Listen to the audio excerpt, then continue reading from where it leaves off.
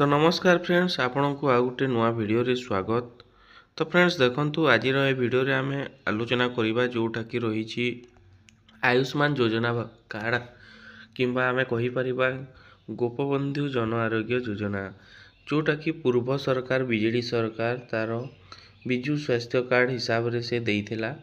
तो आज आमे वीडियो रे संपूर्ण डिटेल्स जानिबा कि कार्ड केबेठु आरंभ हेबो एवं केतेर आपणकर इंश्योरेंस कवरेज करिवो ए सब विषय रे आमे वीडियो रे संपूर्ण डिटेल्स जानिबा।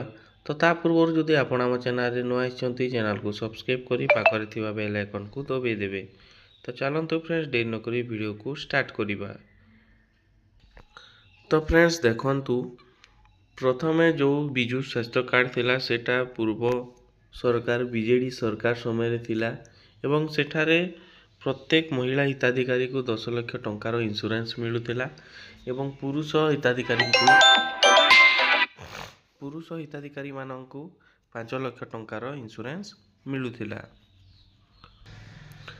तो एबे जो नुआ योजना टी आसीची सेटा रही गोपबंधु जन आरोग्य योजना जोटा कि पूर्व सरकार बिजु स्वास्थ्य कार्ड योजना ना रे दौतला सेटा ना चेंज करिकी गोपबंधु जन आरोग्य योजना करा जाइछि एवं एठिरे मध्य देखंतु 96.5 लाख रु ऊर्ध्व परिवार को माने गोपबंधु जन आरोग्य योजना रे सहायता राशि मिलिबो।